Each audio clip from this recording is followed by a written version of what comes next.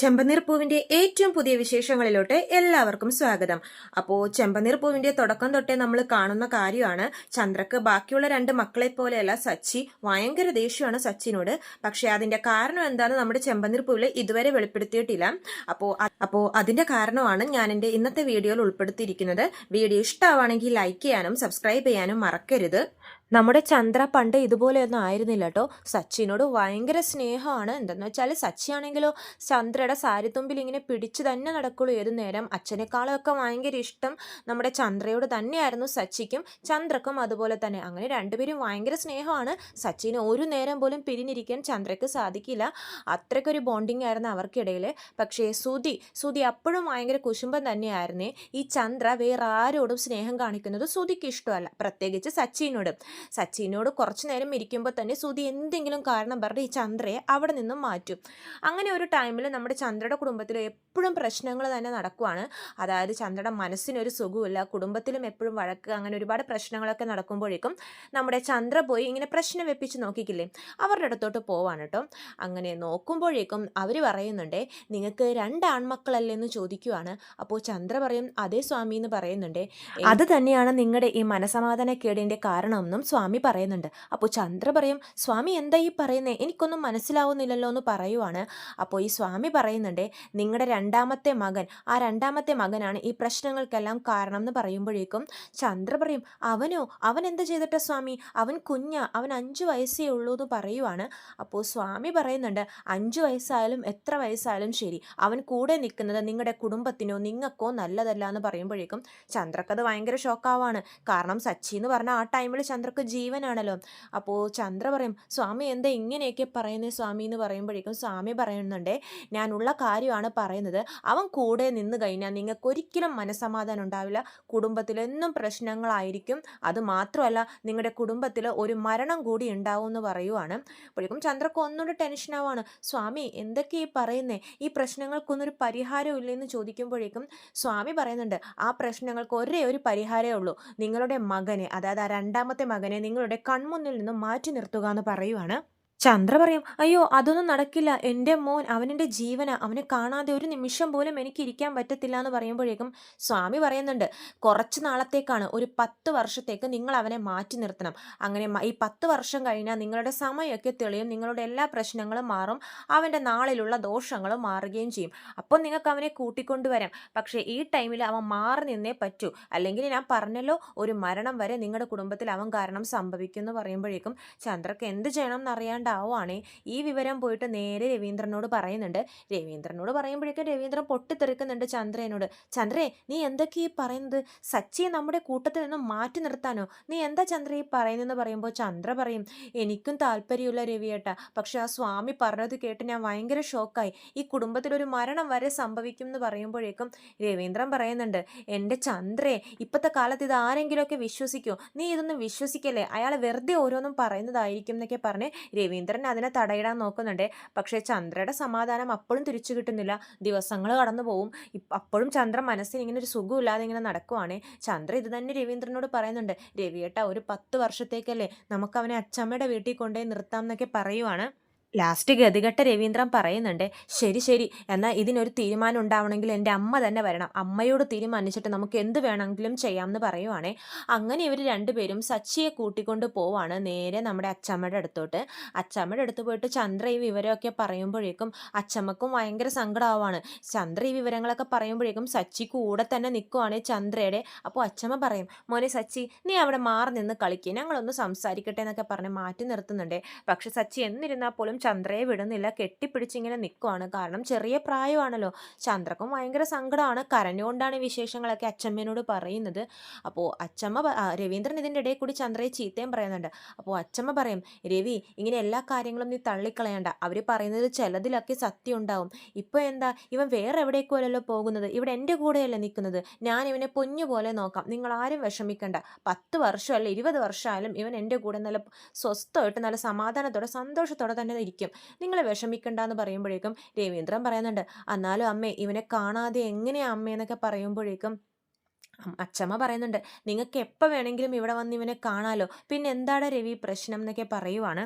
ഇപ്പോൾ കുടുംബത്തിൽ അറിയാതെയാണെങ്കിലും എന്തെങ്കിലും മരണമോ പ്രശ്നമോ ഉണ്ടായാൽ പോലും നിങ്ങളുടെ മനസ്സിൽ ആദ്യം വരുന്ന പേര് സച്ചിയുടേതായിരിക്കും. കാരണം ഇവൻ കൂടെ നിന്ന് അങ്ങനെയൊക്കെ ഉണ്ടാവുമെന്ന് ഓൾറെഡി അവർ പറഞ്ഞു കഴിഞ്ഞല്ലോ. അതുകൊണ്ട് ഇവനെ മാറ്റി നിർത്തുന്നതായിരിക്കും നല്ലത്. ഇവനും അത് വിഷമം ഉണ്ടാക്കും നിങ്ങളുടെ മനസ്സിൽ അങ്ങനത്തെ ചിന്തകളൊക്കെ പോയി കഴിഞ്ഞാൽ. അതുകൊണ്ട് കുറച്ച് നാൾ ഇവൻ ഇവിടെ നിൽക്കട്ടെ രവി എന്നൊക്കെ പറഞ്ഞിട്ട് അച്ചമ്മ സമാധാനിപ്പിക്കുന്നുണ്ട് രവീന്ദ്രനെ. ചന്ദ്ര കരഞ്ഞോണ്ട് അവിടെ തന്നെ നിൽക്കുവാണ്.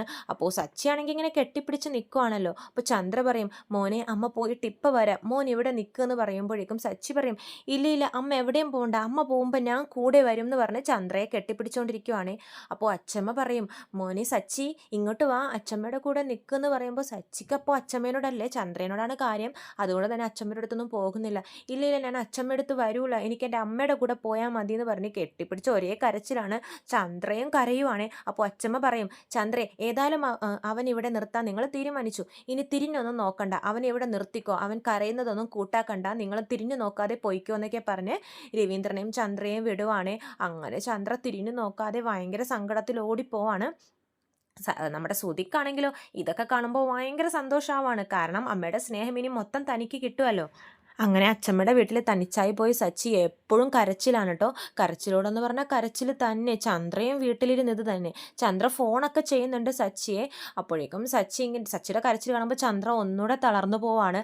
ചന്ദ്ര സ്വാമിയുടെ അടുത്ത് പോയിട്ട് വീണ്ടും ചോദിക്കുന്നുണ്ട്, സ്വാമി എനിക്ക് ഇതിന് വേറൊരു പരിഹാര മാർഗ്ഗം എന്തെങ്കിലും പറഞ്ഞു തരാമോ, എനിക്ക് അവനെ കാണാതിരിക്കാൻ പറ്റുന്നില്ല എന്ന് പറയുമ്പോഴേക്കും നമ്മുടെ സ്വാമി പറയുന്നുണ്ട്, നിങ്ങൾ എന്തായി പറയുന്നത്, ഈ ഒരു പരിഹാരം മാത്രമേ അവനുള്ളൂ, നിങ്ങൾ അവനോട് സംസാരിക്കാൻ കൂടി പാടില്ല, ഞാൻ പറഞ്ഞ അല്ലേ നിഴല് പോലും പതിക്കാൻ പാടില്ലെന്ന്. ഈ 10 വർഷം നിങ്ങൾ അവനെയോ അവൻ നിങ്ങളെയോ കാണാൻ പാടില്ല, നിങ്ങൾ സംസാരിക്കാൻ പോലും പാടില്ല എന്നൊക്കെ പറയുമ്പോൾ ചന്ദ്രക്ക് വീണ്ടും അത് ഭയങ്കര ഒരു ഷോക്കാവാണ് കേട്ടോ.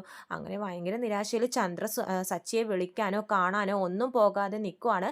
ഇടയ്ക്കൊന്ന് പോയി അച്ചമ്മയുടെ വീട്ടിൽ ദൂരെ നിന്ന് മാറി നിന്ന് സച്ചിയെ കാണുന്നൊക്കെ ഉണ്ട് കേട്ടോ. അങ്ങനെ പോകെ പോകെ സച്ചിക്ക് ചന്ദ്രനോടുള്ള ആ സ്നേഹം പോയി വരുവാണ്. പോവല്ല, ദേഷ്യം വരുവാണ്. കാരണം താൻ ഇത്രത്തോളം സ്നേഹിച്ച് തൻ്റെ അമ്മ തന്നെ ഒന്ന് കാണാൻ പോലും വരുന്നില്ലല്ലോ. അച്ഛൻ വന്ന് എപ്പോഴും കണ്ടുപോകുന്നുണ്ട്, തൻ്റെ അമ്മ എന്താ തന്നെ കാണാൻ വരാത്തെന്നോർത്ത് സച്ചി എപ്പോഴും വിഷമിക്കുവാണ്. ആ വിഷമം ഒരു ദേഷ്യമായിട്ട് മാറുവാണ് കേട്ടോ സച്ചിൻ്റെ ഉള്ളിൽ. അങ്ങനെ 10 വർഷം കഴിയുമ്പോഴേക്കും നമ്മുടെ ചന്ദ്ര സച്ചിയെ കൂട്ടിക്കൊണ്ടു പോകാൻ വേണ്ടി വരുന്നുണ്ട്. സച്ചിയെ കൂട്ടിക്കൊണ്ടുപോകാൻ വരുമ്പോഴേക്കും സച്ചി കൂടെ പോകുന്നില്ല കേട്ടോ. സച്ചി പറയുന്നുണ്ട്, ഇല്ല ഞാൻ എവിടെയും വരില്ല, ഞാൻ എൻ്റെ അച്ഛമ്മയുടെ കൂടെ തന്നെ നിൽക്കും. സച്ചിക്ക് അന്ന് 15 വയസ്സായല്ലോ. ഇത്രയും നാൾ നിങ്ങൾക്ക് എന്നെ വേണ്ടായിരുന്നല്ലോ, ഇനിയും അങ്ങനെ തന്നെ പോട്ടെ, എനിക്ക് നിങ്ങളെയും കാണണ്ടെന്നൊക്കെ സച്ചി ചന്ദ്രനോട് പറയുന്നുണ്ട്. ചന്ദ്രയ്ക്കും അത്രയും ദിവസം, കാരണം 10 വർഷം സച്ചിയോട് സംസാരിക്കാതെയോ കാണാതെയൊക്കെ ഇരുന്നതല്ലേ. ആ ടൈമിൽ സച്ചിയോടുള്ള ഒരു അടുപ്പം കുറച്ച് കുറയുവാണ് കേട്ടോ. കാരണം കുറേ ആയില്ലേ മോനെ കണ്ടിട്ട്. സച്ചിയെ ചീത്ത പറയാനൊക്കെ തുടങ്ങുന്നുണ്ട്. വാശി പിടിച്ച് വലിച്ച് ചന്ദ്ര അച്ചമ്മയുടെ വീട്ടിൽ നിന്ന് സ്വന്തം വീട്ടിലോട്ട് കൂട്ടിക്കൊണ്ട് പോവാണ്. അതുകൊണ്ട് തന്നെ സച്ചിക്ക് ദേഷ്യവും കൂടുവാണ്. അവിടെ ചന്ദ്രയുടെ വീട്ടിലെത്തുമ്പോഴേക്കും ഭക്ഷണമൊന്നും കഴിക്കാതിരിക്കുവാണ് സച്ചി. അത് കാണുമ്പോഴേക്കും ചന്ദ്രക്ക് ദേഷ്യം വരും. ആ അച്ചമ്മയുടെ വീട്ടിൽ പോയി ചീത്തയായി എന്നൊക്കെ പറഞ്ഞ് അങ്ങനത്തെ ഡയലോഗ് അപ്പോഴാണ് ചന്ദ്രയുടെ വായിൽ നിന്നും വരാൻ തുടങ്ങിയത്. എന്നിട്ട് സച്ചി അച്ചമ്മേനെ വിളിച്ച് കരയാനൊക്കെ തുടങ്ങി. അച്ചമ്മേ എനിക്ക് അങ്ങോട്ട് തന്നെ വന്നാൽ മതി, ഇവിടെ നിൽക്കണ്ട അച്ചമ്മേന്നൊക്കെ പറയുമ്പോഴേക്കും പറയുന്നത് കേൾക്കുമ്പോൾ ചന്ദ്രക്ക് ഒന്നുകൂടെ ദേഷ്യം കൂടിക്കൂടി വരുവാണേ. ഭക്ഷണമൊന്നും കഴിക്കാണ്ടാവുന്ന ടൈമിൽ ചന്ദ്ര സച്ചിയെ തല്ലാനും തുടങ്ങുന്നുണ്ട്. ശ്രുതിയാണെങ്കിലോ ഈ അവസരം നല്ലോണം മുതലെടുക്കുന്നുമുണ്ട്. കിട്ടിയ അവസരത്തിലൊക്കെ സച്ചിക്ക് പാരയൊക്കെ വെക്കുന്നുണ്ട് കേട്ടോ ശ്രുതി. അതേപോലെ തന്നെ സച്ചിയെ പഠിപ്പിക്കാനിരിക്കുമ്പോഴേക്കും ശ്രുതി വാശി പിടിച്ച് ചന്ദ്രയെ ശ്രുതിയുടെ അടുത്തോട്ട് കൊണ്ടുപോകും. ശ്രുതിക്ക് വാലിട്ട് കൊടുപ്പിക്കും. അതൊക്കെ കാണുമ്പോഴേക്കും സച്ചിക്ക് ഇങ്ങനെ സങ്കടവും ദേഷ്യവും എല്ലാം കൂടിക്കൂടി വരുവാണ്. അങ്ങനെ ഒരു ദിവസം ശ്രുതി അപ്പുറത്തെ വീട്ടിലൊരു കുട്ടിയുടെ കയ്യിൽ നിന്നും ഒരു വീഡിയോ ഗെയിം തട്ടിപ്പറിച്ച് മേടിച്ച് തൻ്റെ വീട്ടിൽ നിന്നും വന്നിരുന്ന് കളിക്കുമായിരിക്കുവേ. അപ്പോഴേക്കും ഈ കുട്ടി എന്ത് ചെയ്യും, ആ കുട്ടിയുടെ അമ്മയടുത്ത് പരാതി പറഞ്ഞിട്ട് വീട്ടിലോട്ട് ഇതായിട്ട് വരും. അപ്പോൾ ആ ചേച്ചിയാണെങ്കിൽ ചന്ദ്രയോട് ചീത്ത പറയുന്നുണ്ട്, നിങ്ങളുടെ മോൻ എന്ത് മോനാ, എൻ്റെ മോൻ്റെ വീഡിയോ ഗെയിം മോഷ്ടിച്ചുകൊണ്ടും പോയിരിക്കുന്നു എന്നൊക്കെ പറയുന്നത് കേൾക്കുമ്പോഴേക്കും ശ്രുതി അകത്ത് നിന്നത് കേട്ടിട്ട് എന്ത് ചെയ്യുമെന്ന് വെച്ചാൽ ആ വീഡിയോ ഗെയിം എളുപ്പം സച്ചിയുടെ കയ്യിൽ കൊടുക്കുകയും സച്ചിയുടെ കയ്യിൽ കൊടുത്തിട്ട് ശ്രുതി ഒന്നും അറിയാത്ത പോലെ മാറിയിരുന്ന് പഠിക്കും. അപ്പോൾ ചന്ദ്ര പറയും, എൻ്റെ മോൻ നിങ്ങളുടെ മോൻ്റെ വീഡിയോ ഗെയിം മോഷ്ടിച്ചെന്നോ, ഒരിക്കലും അങ്ങനെ ചെയ്യില്ല എന്ന് പറയുമ്പോൾ ആ മോനും പറയുന്നുണ്ട്, ഇല്ല ആൻറ്റി എൻ്റെ കയ്യിൽ നിന്ന് അവൻ തട്ടിപ്പറിച്ച് മേടിച്ചുകൊണ്ടും പോയി, അവൻ്റെ ആണെന്ന് പറഞ്ഞിട്ടെന്നൊക്കെ പറയുമ്പോഴേക്കും എന്നാൽ അത് ശ്രുതി ആയിരിക്കില്ല, ആ സച്ചി ആയിരിക്കും എന്ന് പറഞ്ഞിട്ട് ചന്ദ്ര ദേഷ്യത്തിൽ അകത്തോട്ട് കയറുമ്പോഴേക്കും സച്ചിക്ക് ഈ കഥയൊന്നും അറിയില്ലല്ലോ. സച്ചി അകത്തിരുന്നൊരു ഗെയിം കിട്ടിയപ്പോഴേക്കും അത് കളിച്ചുകൊണ്ടിരിക്കുമായിരിക്കേ. ചന്ദ്ര അപ്പോഴേക്കും ദേഷ്യം വന്ന്, എടാ കള്ള, നീ ആയിരുന്നല്ലോ അപ്പം ഇവൻ്റെ വീഡിയോ ഗെയിം മോഷ്ടിച്ചത്, എനിക്ക് അപ്പോഴേ തോന്നിയായിരുന്നു എന്ന് പറഞ്ഞിട്ട് സച്ചിയെ ഒരുപാട് അവരുടെ മുമ്പിലിട്ട് തല്ലി ആ ഗെയിം മേടിച്ചിട്ട് അവർക്ക് തന്നെ കൊടുക്കുവാണ് കേട്ടോ. സച്ചിക്ക് സങ്കടം കൂടിക്കൂടി വരുവാണ്. ചന്ദ്രക്കാണെങ്കിൽ സച്ചിയിലുള്ള ദേഷ്യവും കൂടിക്കൂടി വരുന്നുണ്ട്. സച്ചിക്ക് ആകെ അച്ചമ്മയുടെ വീട്ടിൽ പോകണമെന്നുള്ള വിചാരമാണ്. ചന്ദ്രക്ക് അത് കേൾക്കുമ്പോൾ ഒന്നുകൂടെ ദേഷ്യം കൂടുവാണ്. അങ്ങനെ ഒരു ടൈമിൽ സുധി നല്ലോണം ക്ലാസ്സിൽ നന്നായിട്ട് പഠിക്കുന്ന കുട്ടിയാണല്ലോ. അപ്പോൾ ക്ലാസ്സിൽ ടോപ്പറും സുധിയായിരുന്നു. അപ്പോൾ എല്ലാവർക്കും ഭയങ്കര കാര്യമായിരുന്നു ഈ സുധിയെ. പക്ഷേ ഒരു എക്സാം വരുമ്പോഴേക്കും മിഡ് ടേം എക്സാം വരുമ്പോൾ സുധിയെ വെട്ടിച്ച് വേറൊരു കുട്ടി മാർക്ക് ഫസ്റ്റ് മേടിക്കുന്നുണ്ട്. അപ്പോൾ സുധിക്ക് ആ ടീച്ചറിനോട് ഭയങ്കര ദേഷ്യം തോന്നുവാണ്. കാരണം ആ ടീച്ചറാണല്ലോ മാർക്ക് കൂട്ടിയത്. ടീച്ചർ മാർക്ക് കൂട്ടിയതുകൊണ്ടാണല്ലോ ആ കുട്ടി ഫസ്റ്റ് വന്നത്. അപ്പോൾ സുധിക്ക് ദേഷ്യം കൂടിയിട്ട് എന്ത് ചെയ്യുമെന്ന് വെച്ചാൽ, സുധി ആരും ഇല്ലാത്തൊരു തക്കം നോക്കി സ്കൂളിൽ ആ സാറ് താഴെ ഇങ്ങനെ പാസ് ചെയ്ത് പോകുമ്പോഴേക്കും സുധി മോളിൽ നിന്നും ഒരു വലിയ കല്ലെടുത്ത് സാറിൻ്റെ തലയിലോട്ട് ഇടുവാണ്. സച്ചി ഇതൊക്കെ കണ്ടുകൊണ്ടിരിക്കുവാണേ.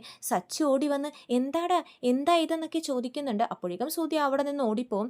സച്ചി താഴോട്ട് നോക്കുന്നതും സാറ് മോളിലോട്ട് നോക്കുന്നതും ഒന്നിച്ചാണ്. അപ്പോൾ സാറ് നോക്കുമ്പോൾ സച്ചിയാണ് കാണുന്നത്.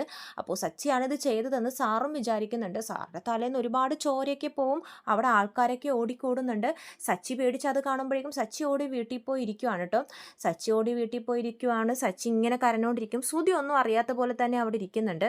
ഇത് ഭയങ്കര പ്രശ്നവുമാണ്. ആ സാറാണെങ്കിൽ പോലീസിൽ പരാതിയൊക്കെ കൊടുക്കുന്നുണ്ട്. സച്ചിയുടെ പേരിലാണ് പരാതി കൊടുക്കുന്നത്. കാരണം സച്ചിയാണ് സാറ് കണ്ടത്.